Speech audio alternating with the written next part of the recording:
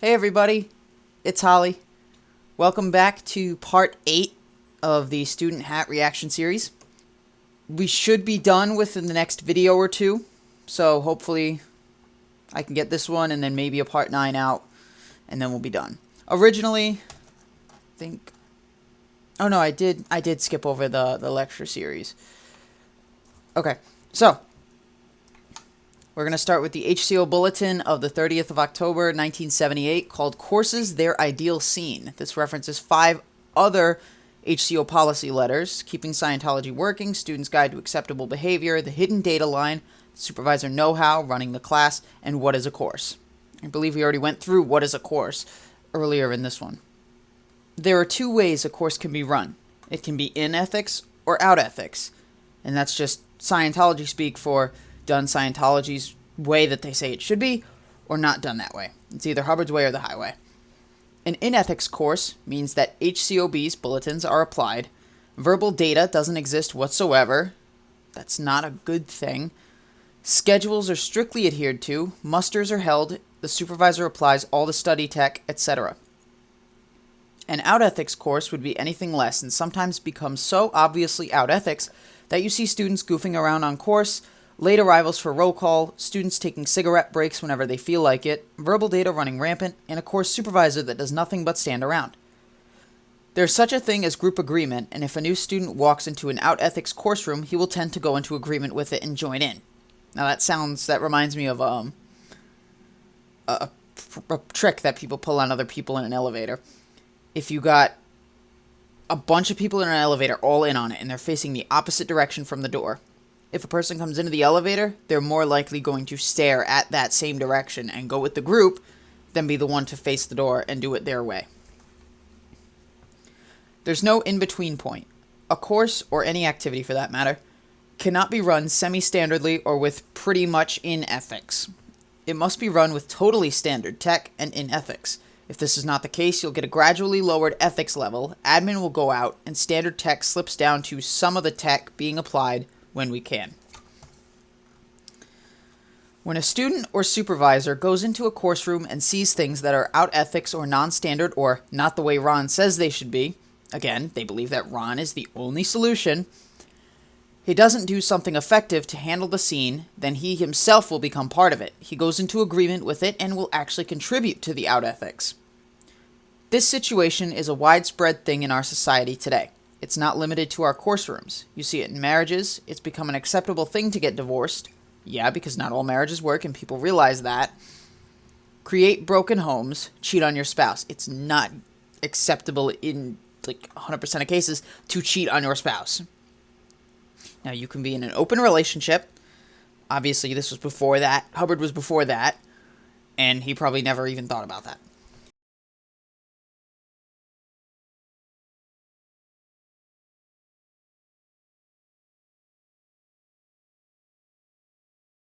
In the world of big business, you're told to swindle Mr. X before he swindles you. This is group agreement. It's agreed upon out ethics. Now, if a course room is run like this, you'll get auditors who won't keep auditing appointments, misapply tech, fail to handle their PC's ethics, give and accept verbal data, have non-standard admin, etc., etc. You will also train executives who will operate out ethics, off-policy orgs. Again, Hubbard uses out and off, out and in, off and on, in this specific way that just means if it's out or off, then it's done wrong. Either way, you're setting yourself up for losses. Therefore, it's now a ComEv, Committee of Evidence, offense for a course supervisor or MAA, which is also the ethics officer, to allow the following out ethics activities in their course rooms with the result of declare of being a suppressive person. So these are the things that can get you declared if you're a course supervisor, or an MAA if you allow the following activities. So you're declared suppressive if you don't muster the students in the morning, after lunch, and after dinner, precisely on time, note absences and take action, standard roll call. Permit students to talk to each other or wander around or take unscheduled breaks or goof off during course hours. Sounds like a normal classroom. Teachers don't let you talk to each other when you're trying to learn. Permit students to eat or smoke in the course room. Permitting persons to come into the course room and bother students for any reason. Is it bothering students, though, if someone comes in and, well, actually, no one's going to...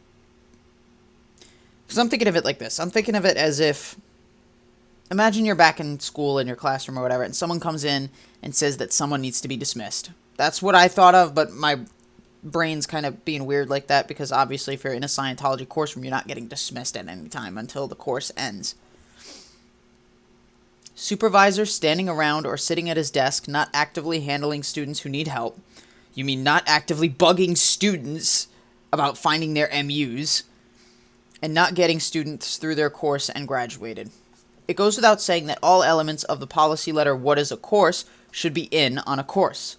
A supervisor who does not run a course per check sheet, lets students study without dictionaries and demo kits, does not make all materials available, and does not fully apply study tech and use word clearing, is of course suppressive and should be declared, as he's actively blocking Scientologists from having and benefiting from Scientology. Obviously, you're not going to be a supervisor if you didn't learn to do these things. Flag and FOLO. Okay, FOLO. Hold on. Let's check the admin dictionary. FOLO. Here we go. FOLOs. Flag Operations Liaison Offices. So the Continental Liaison Offices, the CLOs. The CLOs manage the individual orgs in their continental region, have become Flag Operations Liaison Offices. I'm pretty sure they're still called CLOs to this day. The Programs Bureau in the Continental FOLO relays the program to the org and sees that it's executed. FOLOs have been set up to maintain one single command channel from Flag to the orgs. Their flags link to the orgs and are vital to Flag management and expansion of orgs. They consist of Flag staff members working in the field on making Flag planning become an actuality. FOLOs have the duty of getting reports to us and executing Flag programs. Alright. So FOLO is Flag Operations Liaison Offices. Flag and Flag Operations Liaison Offices, observers, and missions should always have a target to see that this policy letter is fully in. A mission is something Sea Org members go out to do. So say 2 Sea Org members will go to an org in, I don't know, Wisconsin, and they'll be given a certain thing to do, a certain thing to get done at that org, such as get more auditors, get more auditing hours, get more completions, whatever. And their job is to make it go right and speak with the org staff and handle this in such a way that they can get their targets done. You see, our success in clearing this planet depends upon the success of our courses, as this is where we train our auditors, CSs, supervisors, and administrators, and that is the whole team. Alright. Let's head to the board policy letter of 18th of October 1976, which cancels Fast Flow Training Reinstated, which was written for LRH and not by him. So this is urgent and important, called Successful Training Lineup. It has recently been found that there are blocks to academy and major course training which are slowing the training of auditors and case supervisors. It's been additionally found that the erroneous requirement of BSM before academy contained in the above policy letter had introduced a training putative by taking the student hat and study tapes out of the training lineup. BSM stands for Basic Study Manual. It's that little 40, 50 some odd page book that has to do with study. It's well known that these materials have been the backbone of Scientology training since their introduction in 1964. They're therefore fully reinstated by this board policy letter. The basics of successful training are simply the basics of standard study tech. This means fast courses that encourage more enrollment and that produce auditors and case supervisors and supervisors who really know and apply standard tech. Further, staff training is itself vital in an org. It's a matter of survival to an org to be able to train its staff quickly. Staff training and hatting. The only prerequisite for staff hatting is the basic study manual done per the check sheet. The primary rundown is not a prerequisite, nor is a student hat, nor is word clearing method 1. So here's what we're going to do. We're going to look up primary rundown, purely because I don't know what that is. All I know is that's what PRD is. So we will look up primary. Should probably do rundown. Do whole words only. Case sensitive. Actually, we're going to do primary rundown. PRD, primary rundown. HCOB, the 20th of July, 1972. All right, so that's a bulletin. So we go to the green volumes. We go to the index to look for 1972. Chronologic. 66, 71, 72. Okay, so we had, what was it called? It was called primary on HCOB 20th of July. So let's go to the 20th of July. 28th, 27th, 25th, 23rd, 14th. Okay, if that's a board policy letter, then this very well could be part of the old volumes. So for the first time, we're going to check out the old green volumes. Let's go to the subject index. Now, 20th of July, 72. What the fuck? Oh god, I can't look up any of this. Oh, this isn't good. I don't like this. 70. Okay, here we go. Now we're going into chronological order. So we're looking for July 20th of July. Here we go. Cases and morale of staff. I don't think that's what we're looking for here. Or is it 20th of June? 20th of July, 1972, issue 1.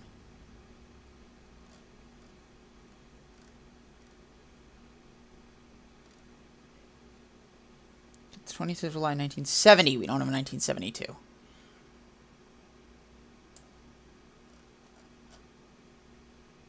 '20th of July. Where is it? I guess since it's a board policy letter, it doesn't exist. So, just get back to what we were doing, and we'll continue. Where a staff member has had neither the PRD nor Method 1, he may not fast flow his hatting, but may only star rate checkout and take exams to graduate. As we know, star rate checkout's getting 100%. Where a staff member has had the primary rundown or student hat in Method 1, he may fast flow his hatting with no twin checkouts, no examination, but only by a test. Staff training on major tech or admin courses is as given later in this board policy letter. Staff training on major admin courses has prerequisites as follows. For OEC, a staff member must do a full student hat in Method 1 and may then fast flow the course. For the Flag Executive Briefing course, the primary rundown in full is prerequisite. It's important to note the difference between staff hatting and staff training. For an exact outline of the basic sequence of hatting, see the policy letter 23rd of July 72 from the ESTO series, The Vital Necessity of Hatting. Well, he gave us a policy. Let's take a look at it. Alphabetical list of titles. Here we go. 23rd of July 72, The Vital Necessity of Hatting. Chronological. 72.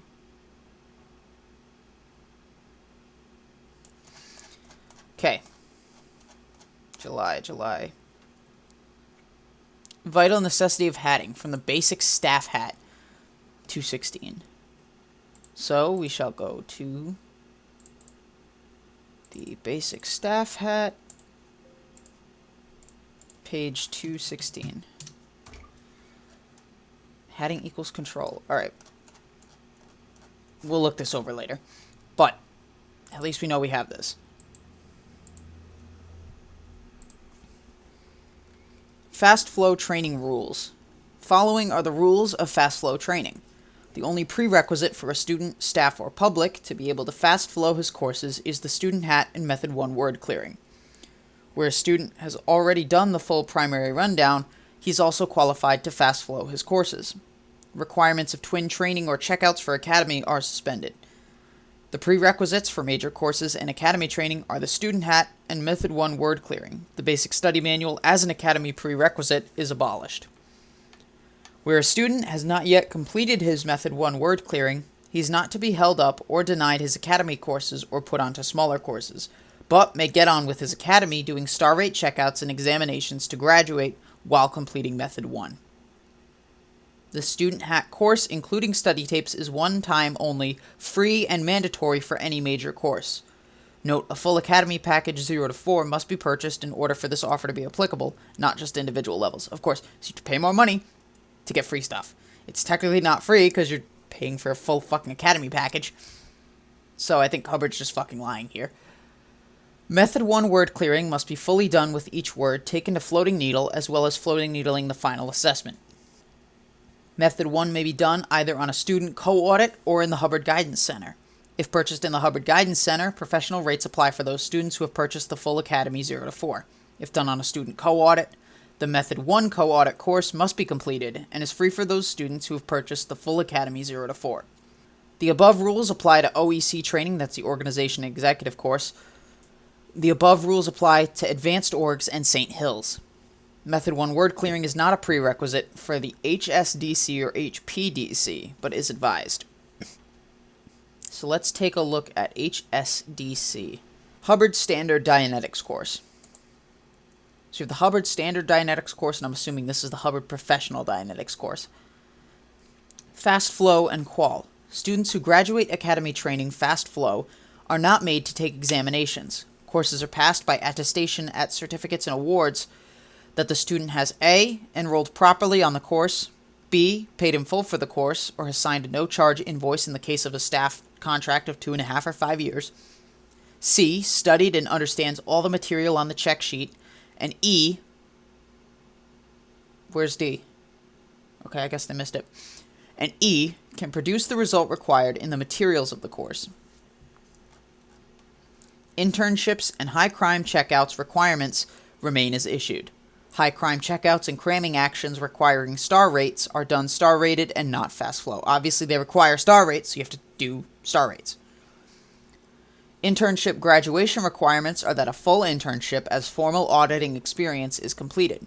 When actual honest evidence is presented to CNA that the student has demonstrated that he can and has produced flawless results, the intern certificate is validated and made permanent. Until an internship is completed as above, Academy certificates are provisional. With other courses, the person must demonstrate that he can apply the materials studied by producing an actual statistic in the materials studied, such as an apprenticeship done in full. This evidence is presented to C&A, and the student receives a validation gold seal, making his certificate permanent. Qual is the qualifications division, has the responsibility of safeguarding the tech.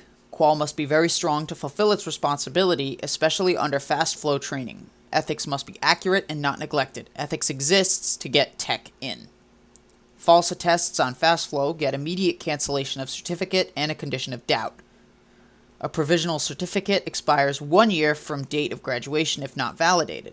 Persons whose provisional certs have expired are required to take an internship for their past class levels, at which time, if internship is successfully passed, a permanent cert is awarded. Class 7. Class 7 is a vital level for training Sea Org auditors.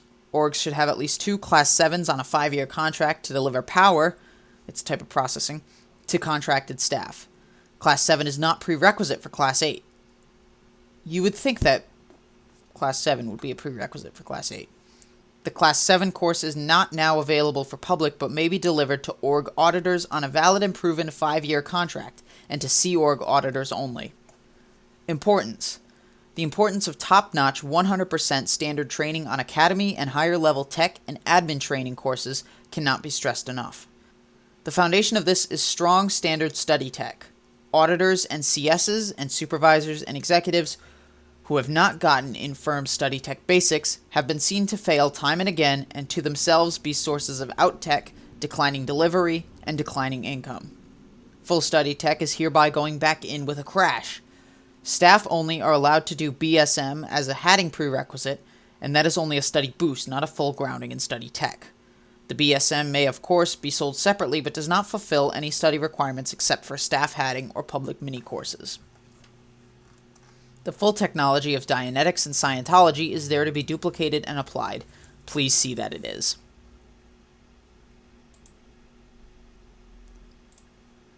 Alright. I think we're going to cover one more. What do we got left? Alright. So let's work on the Student's Guide to Acceptable Behavior. Now we're going to actually see the rules. That can go away.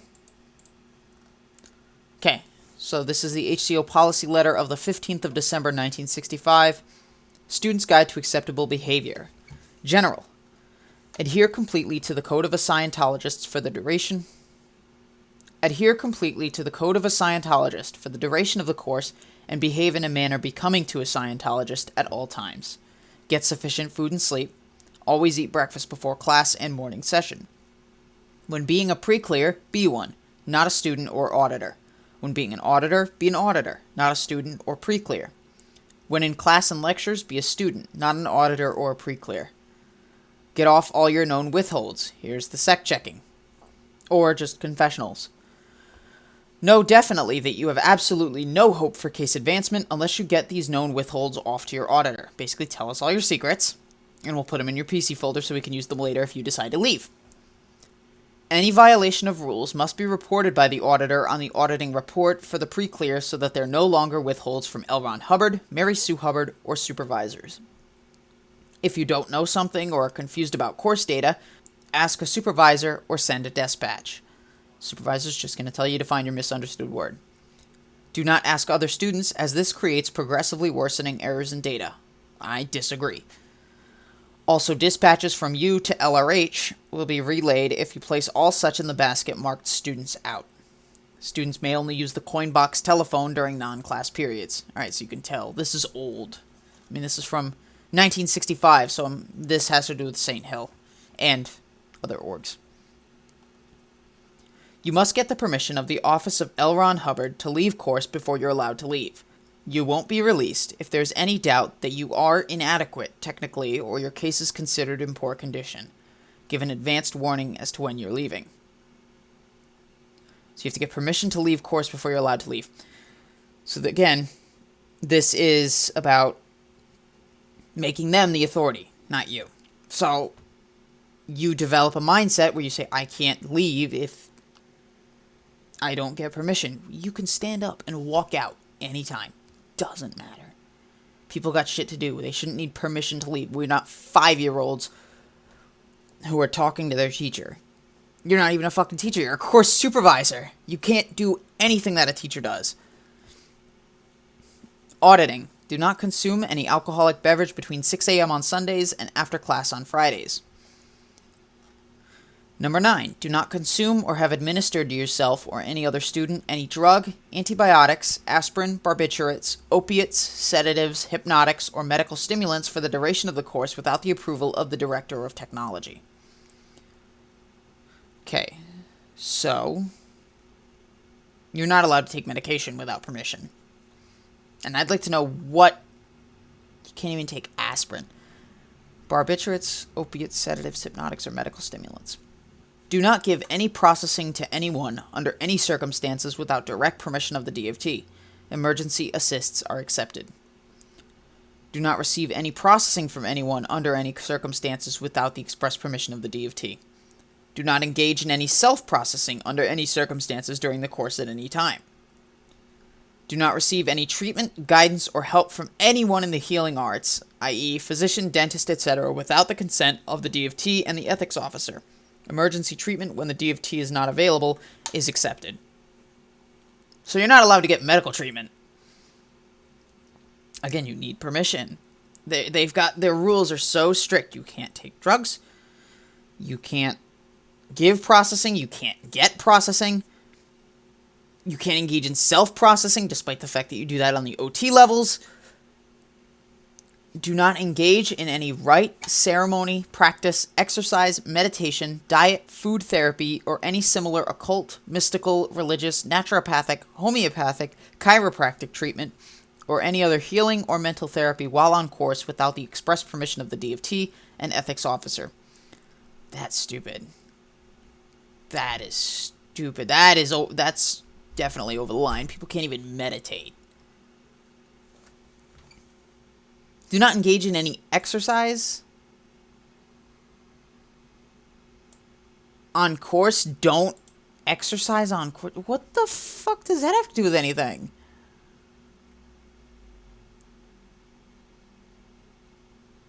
Or does this mean while you're at the course room? Because I feel like it would say while at the course room.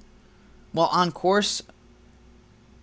So I'm assuming that just means either don't do it in the course while you're in the Scientology org doing the course, or don't do it off course. In the span of time where you buy it and you start it to where you finish it. So it's either don't do it from start to finish, or don't do it for that 2.5 hour span that you're in the course room. Do not discuss your case, your auditor, your supervisors, your classmates, L. Ron Hubbard, HCO Worldwide personnel, or HCOWW with anyone. Save your unkind or critical thoughts for your processing sessions or take up complaints with any supervisor. As you see, critical is bad. You can't talk about your case, obviously. You can't talk about your auditor for whatever reason. You can't talk about your supervisors or your class. You can't even talk about your classmates. That's dumb. That's pretty fucking controlling right there. Do not engage in any sexual relationships of any nature or kind, or get emotionally involved with any classmate who's not your legal spouse. You're in a room with somebody, and in schools, people fall in love all the time, or fall in love. If you develop a romantic relationship with a student, who fucking cares? Follow the auditor's code during all sessions when being the auditor. Follow technical procedure as outlined on the course exactly and precisely.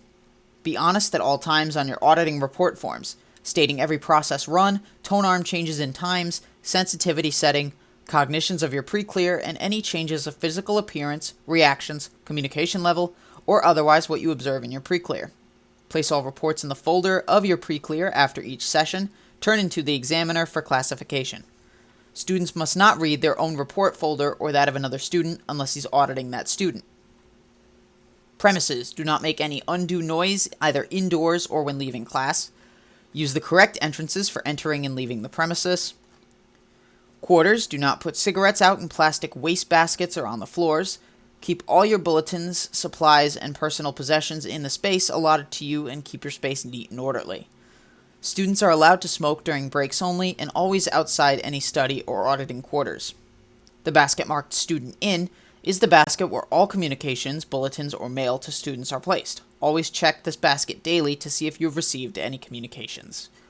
Report and turn in any damaged property or goods used on the course. Protect and keep the premises in good condition. No food may be stored or eaten in the classrooms at any time.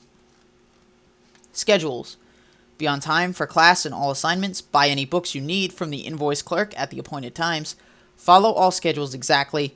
Study and work during your class periods and over weekends. You have a lot to get checked out on in order to get a course completion. You can't afford to waste time. Seeing that we've just gone over a half hour, I'm going to end the video off here. We're going to start the next one at examinations, and I'm pretty sure it's going to be at the speed I was going just then, probably another 2 or 3 videos after this. But I figure if I read a little slower, it's not going to be as bad, and it definitely wasn't. The amount of errors I made in this one is going to be far lower than the others. But I want to thank you guys for watching. Like if you like the video, dislike it if you don't. Comment with any feedback or questions you have, good, bad, or sideways. And subscribe if you want to be kept up to date on future content. I'll talk to all of you later. See ya.